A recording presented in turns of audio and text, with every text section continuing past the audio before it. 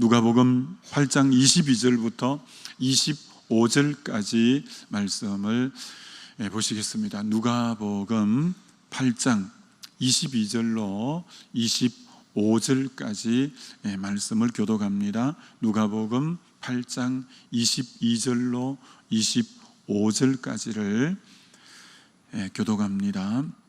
하루는 제자들과 함께 배에 오르사 그들에게 이르시되 호수 저편으로 건너가자 하시매 이에 떠나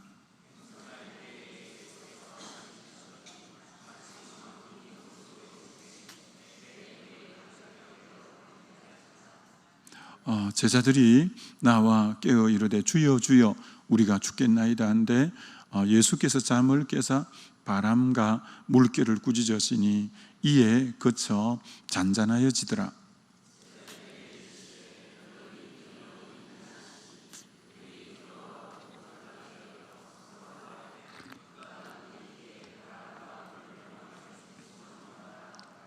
아멘. 고난을 선용하라라는 제목으로 이제 말씀 증거하고자 합니다. 오늘 제자들과 이제 예수님이 탄 배가 갈릴리 호수를 지나가다가 광풍을 미칠 강자 바람풍자 광풍을 만나서 이 파도가 이 물결이 배에 가득하게 되었고 아주 위태하여져서 그들이 우리가 죽게 되었나이다 이렇게까지 위태로운 지경이 되어졌습니다. 그래서 예수님을 깨우게 되었고 예수님이 일어나셔서 바람과 물결을 잔잔하라 고요하라 함으로 인해서 이제 잔잔하게 되어지는 그런 사건이 오늘 말씀이죠.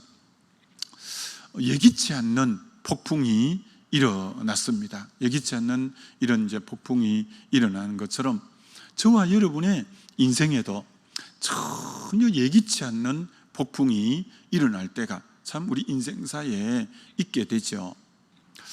오늘 이 제자들이 예기치 않은 이 폭풍을 통해서 첫 번째 뭘 발견했냐면 자기들이 진짜 믿음이 없는 자들이구나. 주님이 꾸짖잖아요. 너희 믿음이 어딨냐. 또 병행구절인 마태나 마가에는 이 믿음이 적은 자들아 너희 믿음이 적다. 너희 믿음이 없다. 너희 믿음이 어디 있냐. 그래서 이 고난을 통해서 이들이 첫 번째 발견한 것은 자기들이 얼마나 믿음이 적은 자인지 믿음이 없는 자인지를 발견하는 그런 시간이 되어졌습니다. 고난이 아니었다면 자기들은 주옥 같은 주의 말씀을 들었고 기적의 현장에 늘 있었기 때문에 자기들이 대단한 줄 생각했어요. 근데 막상 고난이 그것도 막 정말 죽겠나이다 할 정도의 큰 폭풍을 만나자 자기들의 믿음의 실제가 형편없구나 라는 것을 발견하는 그런 시간이죠. 여러분 그렇습니다. 인생의 폭풍이 다가오거나 공동체에 어려움이 다가올 때 내 믿음의 정도를 보는 또 귀한 시간이 되어져요. 내 믿음이 이것밖에 안 되나? 이런데 내가 휩쓸리고 있구나. 내 모습이 이렇구나. 자기의 참 정체성이 뭔가도 발견하는 그런 시간이 고난이라는 것이 올 때 그게 깨달아지고 분별되어지고 마치 요한 웨슬레도 그랬잖아요. 목회자 잔으로 어릴 때부터 그렇게 엄격하게 신앙 교육을 받고 그렇게 명문대 명문대 옥스포드에서 홀리 클럽도 만들어 성경 공부도 그렇게 시키고 미국 조지아주에 약 2년 6개월 정도 선교도 하고 자기는 정말 그 누구보다 믿음의 이런 엘리트 코스를 거쳐왔고 성경에 대해서 많이 알고 모든 게 뛰어나다고 생각했었어요. 근데 대서양에서 큰 강풍을 만나 정말 배가 위태롭게 되자 너무너무 두렵고 내 믿음의 실존이 뭔가에 대해서 깊이 생각하는 시간이 됐죠. 그걸 그렇게 생각할 수밖에 없었던 게 옆에 방에 모라비안 교도들은 그들은 거의 많은 숫자가 집시 이곳저곳 정처 없이 떠돌아다니는, 배우지도 못하고 그런 사람들이었는데, 그들은 너무 풍랑 가운데 평안한데, 야, 난 뭐야 이거, 난 이렇게 흔들리다니, 난 이렇게 요동치다니, 내 믿음의 실존이 뭐냐 이거 라는 걸 너무 깊이 고난 속에 자기를 발견하는 시간이 되어졌죠. 야, 내가 이것밖에 안 되는 거구나 라는 걸 알게 된 거죠. 그런 것처럼 참 고난은 내 모습이 어떤가를 잘 보여줍니다. 고난이 없으면 나를 정확하게 발견 못하는데, 고난이 내가 누군가를 발견하게 하는 거죠. 마태복음 17장에 12제자 중에 3제자 베드로, 요한, 야고보만 데리고 주님이 변화산이라는 밤중에 산 위로 올라가셨어요.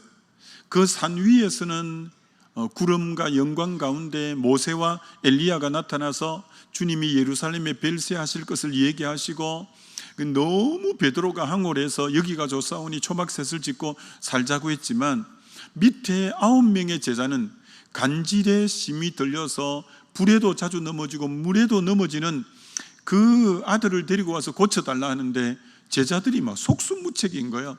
아무리 기도해도 그 제자들이 그 이제 간질 환자가 낫지를 않는 거예요. 고난 속에 주님 안 계시는 그 9명만 남아있을 때 자기들의 참모습을 본 거예요. 야, 우리가 뭐야 이거, 이 문제 앞에 아무것도 아니네. 주님이 오병이어도 일으키고 병자도 살리고 죽은 이도 살릴 때 우리도 덩달아 대단한 줄 알았는데, 막상 실제 그 문제를 내가 맞닥뜨리니까 맥을 못 추는 자기를 발견하게 된 거예요. 주님이 내려오셔서 이 믿음이 없고 패역한 세대여, 자기들 보고 믿음이 없고 패역하다. 그래서 제자들이 물어봤어요. 우리는 왜 못 고칩니까? 너희 믿음이 적은 영고라. 그래서 자기들이 주님 안 계신 그곳에서 진짜 문제를 딱 맞닥뜨리면서, 야, 내 믿음이 형편없구나 라는 것을 발견하는 그런 시간이에요. 하나님이 한 번씩 이렇게 고난을 주실 때 내 실존을 보게 하는 거예요. 내 실존, 진짜 그 문제 앞에 나 홀로 딱 섰을 때 내가 어떻게 반응하는가를 통해서 진짜 내가 믿음이 있는 자인가 아닌가에 대한 부분을 정확하게 눈 열림이 있게 하는 거죠. 그래서 여러분, 고난은 나의 믿음의 진위, 나의 믿음의 강약을 가늠해 보는 굉장히 귀한 시간이, 이 고난이라는 시간이 그 자기의 모습을 보게 하는 거죠. 시편 119편의 기자는 고난받는 것이 내게 유익이다. 고난 속에서 내가 도리어 진리를 깨닫고 그렇게 됐다고, 때로는 이 고난이 그래서 나의 참 모습을 발견함으로 그것이 전환점이 되어, 마치 요한 웨슬레가 그게 전환점이 되어 올드스게이트에 있는 모라비안 교도의 그 예배당에 가서 성령을 체험하게 된 전환점이 되어진 것처럼, 이 고난은 새로운 우리로 하여 동기를 부여하고 그래서 새로운 길로 이끄는 그런 부분이 이 고난이라는 거예요. 이게 고난은 결코 마이너스이기만 하거나 우리에게 부정적인 역할만 하는 게 결코 아니에요. 고난이라는 걸 통해서 더 주님 앞에 자기 실존을 발견하면서 주님 앞에 더 진지하게 다가가고, 더 그걸 통해서 믿음의 성숙으로 나아가는 전환점이 얼마든지 될 수가 있다라는 거죠. 두 번째는 실제로 이게 이제 더 주님이 고난을 주신 목적이기도 한데, 이번에 이 제자들이 풍랑을 만나면서 그동안 그렇게 함께했던, 동고동락했던 예수님이 누군가에 대한 새로운 눈이 열리는 그런 계기였어요. 주님이 잠에 깨어서 바람과 물을 꾸짖으시니 잔잔하여 지니라고 할 때 제자들의 입에서 이가 누구기에 바람과 바다도 순종하는고 하면서 자기들이 미처 생각하지 못한 범위 밖에 주님이시라는 걸 이번에 발견하면서, 야, 이분이 진짜 천지 만물의 주권자고 주관자고, 야, 이분 앞에 바람도 순종하고 물결도 순종하고, 야, 우리가 믿는 주님이 이런 분이었구나 라는 것에 대한, 주님에 대한 새로운 이 고난이 주에 대한 새로운 눈이 열리게 하고 그 믿음을 향상시키게 하기 위한 계기가 이번에 이 풍랑을 만나게 된 계기였다는 것을 알게 되죠. 고로 우리도 마찬가지예요.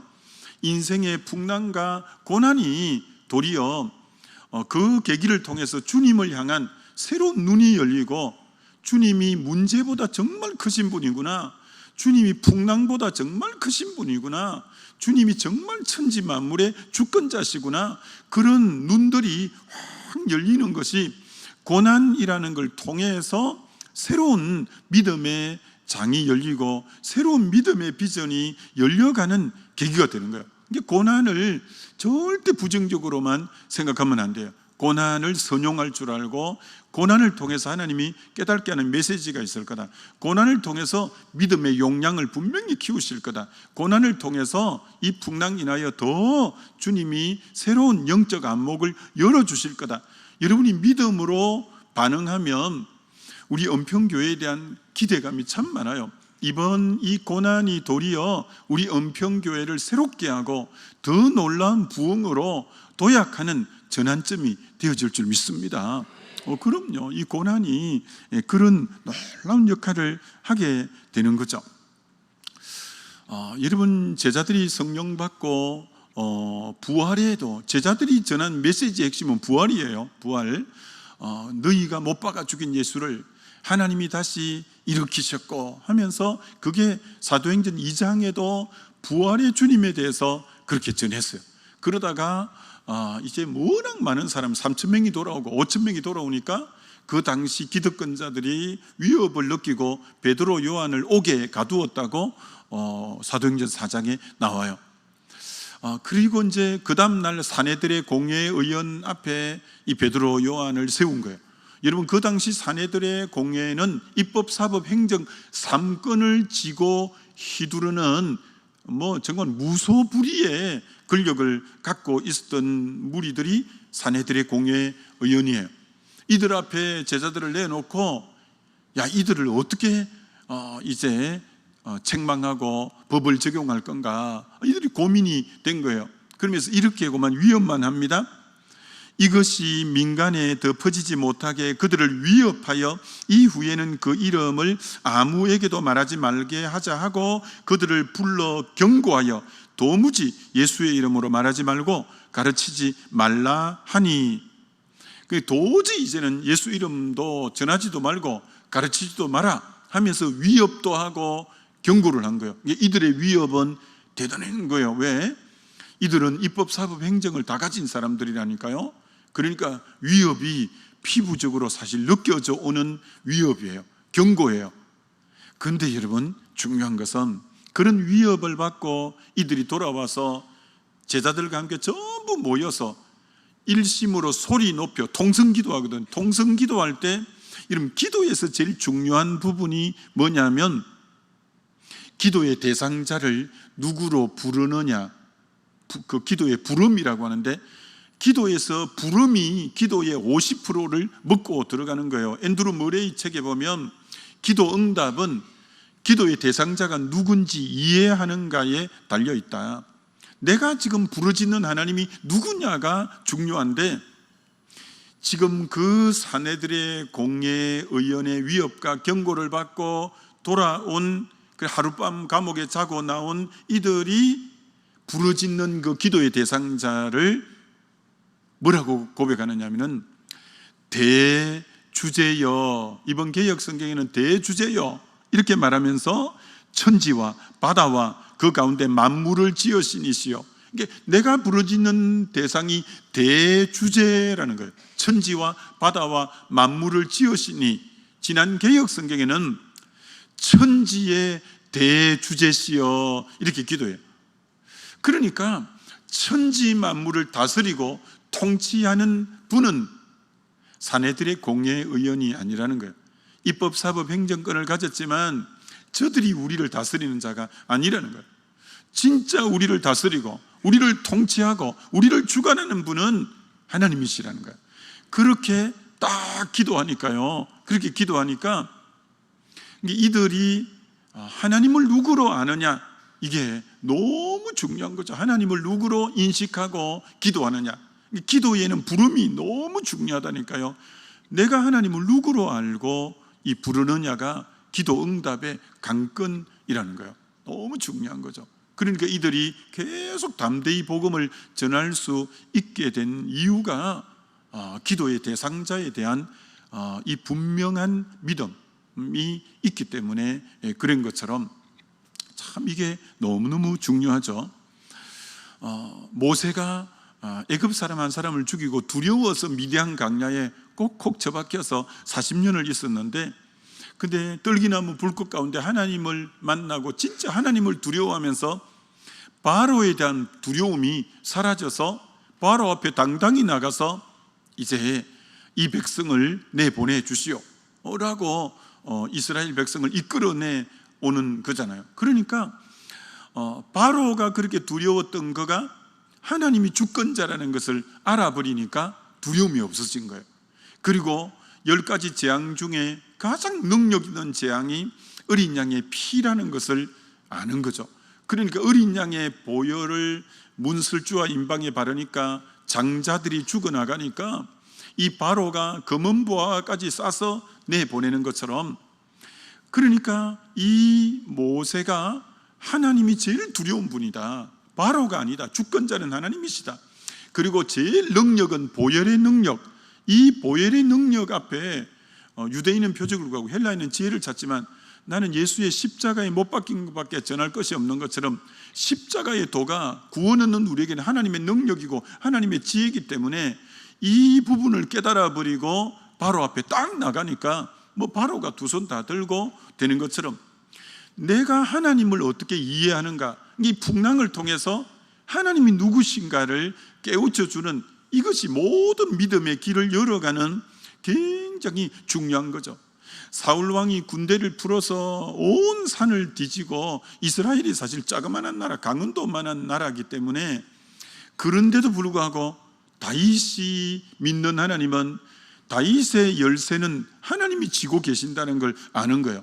사울이 자기 인생의 운명을 결정하는 자가 아니라 내 인생의 키는 하나님이 쥐고 계시다, 이걸 아니까 다윗이 정말 담대한 거죠. 그런 것처럼 내가 하나님을 어떻게 이해하느냐가 너무 중요한 거예요. 그게 언제 깨달아지냐? 고난을 통해서 하나님이 누군지에 대한 믿음의 용량들이 고난 속에서 그게 키워지고 깨달아지는 거죠. 여러분, 한나가 여자로서는 너무너무 수치스럽고 모욕과 부끄러움을 당한 한나예요. 둘째 부인이 들어와서 자기는 아기를 놓고 이 큰 형님 되는 자기에게 와서 갈시하고 멸시하는데, 여자로서는 정말 너무너무 모멸감을 느끼는 거죠. 둘째 부인만 들어온 것만 해도 자존심이 상했는데 거기는 아기를 놓고 자기에게 온갖 멸시를 하는데 정말 여자로는 죽고 싶은 심정이죠. 그래, 그걸 하나님 앞에 토로하면서 울며 정말 금식하며 하나님 앞에 자기의 마음을 토로하잖아요. 근데 그 고난 속에 피눈물 나는 기도를 통해서 하나님이 응답해서 아기를 주었는데, 그 고난 속에 몸부림치면서 하나님을 경험하고 알아가면서 그가 하나님에게 기도하고 하나님을 찬양하는데, 어떻게 그 고난 가운데 한나의 믿음이 넓혀졌냐면 사무엘상 2장 1절부터 하나님을 이렇게 고백하는 거예요. 여호와는 죽이기도 하시며 살리기도 하시며 서울에 내기도 하시고 거기서 올리기도 하시는도다. 여호와는 가난하게도 하시고 부하게도 하시며 낮추시기도 하시고 높이시기도 하시는도다. 가난한 자를 진토에 일으키시고 빈궁한 자를 그름더미에서 올리사 귀족들과 함께 앉게 하시고 영광의 자리를 차지하게 하시는도다. 땅의 기둥들은 여호와의 것이라 여호와께서 세계를 그들 위에 세우셨도다 하면서 하나님에 대한 고백이 엄청난 고백이 되고 하나님의 그 절대 주권에 대한 믿음이 그렇게 강해진 거예요. 근데 그게 언제 키워졌냐? 그렇게 여자로서 너무 모멸감과 수치를 당하고 정말 피눈물 나는 기도를 하나님 앞에 그렇게 하면서 그 쓰라린 너무 가슴 아픈 그걸 겪으면서 믿음의 용량은 그때 커지는 거예요. 하나님이 누군가는 그때 더 깊이 깨달아 알게 되는 거예요. 그래서 여러분, 고난이라는 것을 절대 부정적으로만, 고난이라는 것을 내 인생의 마이너스로만 생각하지 말고, 고난이 아프잖아요. 고난이 힘들잖아요. 그때 원망이나 하고 불평이나 하고 이러면 안 돼요. 정말 더 하나님 말씀을 깊이 묵상하고 고난 가운데 찬양이 더 많아야 돼요. 찬양을 더 많이 하면서 그때 하나님이 주시는 이 평강, 그때 하나님이 주시는 이 영적 눈 열림, 이게 깊어지는 거예요. 그럴 때 하나님이, 여러분, 목회자는 그런 시간을 통해서 믿음이 커질 때 사역의 현장도 목회자 믿음 그릇만큼 키워지는 거예요. 그래서 이런 힘든 시간에 도리어 하나님은 믿음의 용량을 키우고 더 깊이 하나님을 깨닫고 이 가운데 평강을 어떻게 누려가는지를 발견하고, 어떻게, 여러분, 이 가운데 말씀이 훨씬 더 잘 깨달아져요. 전에 몰랐던 말씀의 그런 부분이 더 깨달아져요. 그래서 하나님의 섭리가 있구나, 이런 거 많이 느껴요. 그렇기 때문에 고난은 결코 우리에게 부정적인 요소가 아니라, 여러분, 이 풍랑 인하여 더 빨리 가고 우리 은평교회가 더 새로운 역사가 쓰여지는 계기가 되는 전환점이 될 줄 믿습니다. 그럼요. 그렇기 때문에 정말 기대감도 굉장히 많은 거예요. 이 말씀을 묵상하는데 요나스가 탁 떠올랐어요. 요나스가, 여러분, 요나스 1장에 3번이나 두려워한다는 내용이 나와요. 요나스 1장에 3번이나 두려워하는데, 첫 번째 두려우면 요나가 말씀에 불순종함으로 인하여 광풍이 대작하니 큰 풍랑이 일어나서 배가 거의 깨어지게 된지라 사공들이 두려워하여, 그게 요나스 1장의 첫 번째 두려움이에요. 너무 큰 풍랑으로 배가 거의 깨어져서 너무나 두려워했던 게, 사공까지 두려워할 정도였으니까 어느 정도의 풍랑이 크게 일어났는가를 알 정도죠. 그래서 그 선장이, 이 풍랑이 왜 일어났지? 이 풍랑이 왜 일어났지?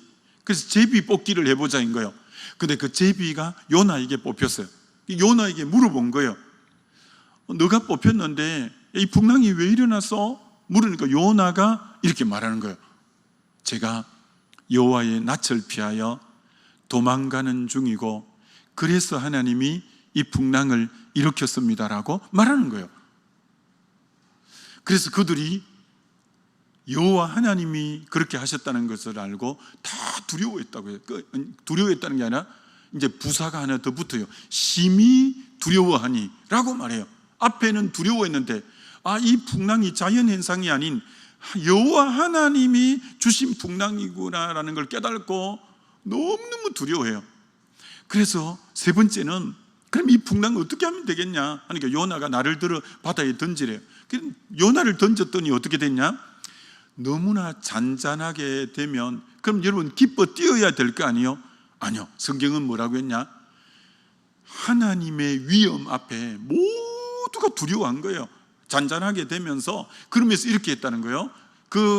그들이 처음 폭풍이 일어났을 때 그들의 신에게 부르짖었다고 했거든요. 그들은 안 믿는 불신자들이니까 그들의 신에게 부르짖었는데, 완전히 바다가 잔잔해지는 걸 보면서 너무너무 두려운 거예요. 하나님의 그 역사 앞에. 그래서 이들이 제물을 하나님께 드리고 여호와 하나님께 드리고 여호와 하나님께 서원하였더라. 이 풍랑을 통해서 하나님이 진짜 절대 주권자구나, 자기 신을 부르던 이들이 여호와 하나님께 제물을 드리고 여호와 하나님께 서원하는 그런 전환점으로 변화되고 바뀌는 역사가 일어난 거예요. 그래서 여러분, 풍랑이라는 것은, 고난이라는 것은 그저 두려움만 주고 떠나간다면 그 사람은 고난 가운데 아무것도 못 배운 사람이에요. 이 고난은 처음에는 고난 때문에 막 두려워하다가, 이 고난의 이유가 때로는 하나님의 손길이구나를 알 때 더 두려워하다가, 그것이 하나님이 또 잔잔케 하신다는 걸 볼 때 그 하나님의 위엄 앞에 그분이 진짜 주권자구나라는 걸 알면서 우리는 진짜 경외해야 될 분이 누군가를 깊이 깨닫고 그 배에 탄 모든 자들이 하나님께로 마음을 돌이키고 하는 것처럼 참 우리는 고난이라는 것을 통해서 하나님이 메시지를 주실 때가 너무너무 많다는 것을 알고 이것을 절대 불평하고 원망하고 누구 험담하고 그런 시간이 아니에요. 이 모든 것은 우리 각 사람에게 주시는 메시지가 있고 교회 공동체에게 주시는 메시지가 있고 그걸 고난을 선용하고 고난 가운데 주의 음성에 귀 기울여 간다면 분명히 이 풍랑 인하여 더 빨리 가게 되는 계기가 우리 모두에게도 교회 공동체에게도 있게 될 줄 믿습니다. 충분히 있을 거예요. 자, 마지막 한 가지만 더 짧게 말씀드리면 그 주님이 일어나셔서 바람과 물기를 잔잔하라 고요하라 함으로써 다 평안하게 되었어요. 여러분, 잔잔하게 된 게 두 가지가 있는데 바람과 바다가 잔잔해졌고 또 뭐가 잔잔해졌을까요? 파도의 높이가 높을수록 제자들의 마음 또한 불안과 두려움에 마음의 요동이 그만큼 심했어요. 이게 바람과 바다가 잔잔해진과 동시에 제자들의 마음에도 평강이 오고 제자들의 마음에도 평정심이 제자들 마음도 잔잔케 되어진 거예요. 여러분, 만약에 풍랑은 잡혔는데 마음이 계속 불안하고 마음이 계속 요동치고 마음이 계속 이게 안정이 안 된다면 또 그게 의미가 없잖아요. 그러니까 제자들의 마음에 평강이 언제 찾아왔냐면 하나님이 천지 이 바람과 바다가 그 말씀 앞에 예수님 말씀 앞에 순종하는 걸 보면서 이가 누구기에 야 이분이 천지 만물의 주권자구나라는 걸 하나님을 바로 깨닫고 이해함과 동시에 그분에 대한 신뢰가 확 되어지니까 마음의 평강이 확 오고 문제 걱정할 거 없구나 평강이 확 오게 된 거예요. 그러니까 여러분, 평강은 내가 믿는 하나님이 누군지를 바로 알 때 평강이 자기를 확 사로잡습니다. 굉장히 중요해요. 이건 너무 중요한 거예요. 평강은 쉽게 오지 않아요. 여러분에게 마음에 가정사에서 뭐 직장에서 교회 공동체에서 건강에서 여러 가지 우한 질고가 올 때 마음의 평강이 어떻게 오냐? 하나님에 대한 새로운 깨달음, 하나님이 그분이 진짜 이 문제의 주권자시구나 라는 걸 알 때 마음의 평강은 확 이제 오게 되는 거예요. 한 예를 들어 볼까요? 시편 3편에 여호와여 나의 대적이 어찌 그리 많은지요. 많은 저들이 일어나 나를 치려 하는 소이다. 이 많은 대적으로 인하여 주여 저들이 말하기를 하나님께 너는 구원을 받지 못했다 그렇게 말하나이다 하면서 막 이 시편 기자 다윗이 대적이 너무 많고 나를 쳐서 공격하는 사람이 너무 많은 거예요. 그리고 그들이 너는 하나님께 구원을 받지 못했다고도 막 이렇게 불신앙의 말을 조장하는 거예요. 마음이 너무 힘든 거예요. 자, 그때 여러분 어떻게 평강을 유지하는지 보세요. 마음의 평정심을. 여러분, 그렇게 막 대적이 많지 안 좋은 소리들이 막 들리지 이럴 때 거기에 휩쓸리면 안 돼요. 딱 그러면서 주님 앞에서 다윗이 잠잠히 이렇게 하는 거예요. 여호와여 주는 나의 방패시요. 자, 방패라고 먼저 고백해요. 이 많은 대적에서 나를 막아주는 방패, 하나님의 방패는 누구도 못 뚫으니까 여호와는 나의 방패시라고 먼저 고백해요. 두 번째 이렇게 고백합니다. 나의 영광이시요. 다윗이 지금 이 천하 많은 사람들 대적으로 인해서 수치를 당하고 있거든. 온갖 모욕을 당하고 있거든요. 근데 하나님은 나의 영광입니다. 다윗을 결국은 영광의 자리로 올려요. 그렇게 쫓겨다니면서 수치를 당했는데 결국 하나님은 나를 영화롭게 하실 분이고 내 영광이십니다. 세 번째는 나의 머리를 드시는 자이다. 지금 다윗이 여러 가지 문제와 고민 때문에 머리를 늘 복숙이고 머리를 숙이고 머리가 계속 막 땅으로 이게 머리가 고개가 숙여지는데 너무 힘드니까 근데 내 머리를 드실 분이 하나님이시라는 거야. 여러분, 하나님에 대한 신앙 고백이 너무 중요한 거예요. 주님은 내 방패입니다. 주님은 내 영광, 내가 이렇게 수치를 당하고 있지만 주님은 나를 영화롭게 하실 분입니다. 주님, 내가 고개가 지금 계속 떨어지지만 내 머리를 드실 분이 주님이십니다 라고 하나님에 대한 바른 신앙 고백을 딱 하고 그 다음 이렇게 말하는 거예요. 지금 천만인 나를 두루치는 상황인데도 이렇게 말해요. 내가 누워 자고 깨었으니 여호와께서 나를 붙드심이로다. 그 가운데도 단잠이 되는 거예요. 여러분, 사람은 단잠만 자면 그게 지금 영적으로 제일 좋은 상태, 건강에 제일 좋은 상태예요. 단잠을 자는 거예요. 여호와가 사랑하는 자에게 잠을 주시는, 죄송하다고 말하가, 저는 단잠을 잡니다. 계속 거의 잠을 설치는 오지 않습니다. 거의 하나님이 단잠을 주셔서 거의 밤을 잠을 설치는 그런 부분은 없게 하나님이 단잠을 계속 주셔서 너무 하여튼 감사하게 생각해요. 늘 단잠을 주시는데, 하여튼 누워 자고 깨었으니 여호와께서 나를 붙드심이로다. 그러니까 하나님이 그렇게 평강을 주시는 거예요. 그럴 뿐 아니라 천만인이 나를 애워 진친다 할지라도 나는 두려워 아니하도다. 이게 하나님에 대한 신앙 고백이 바로 딱 되면 아무리 그래도 두려움이 없어지는 거예요. 두려움이 없어지는 거예요. 그러니까 여러분이 하나님이 누군가를 바로 신앙 고백한다는 게 마음의 평강으로 확 다가오는 것을 보게 되는 거죠. 이 신앙 고백이 너무너무 중요하다는 거죠.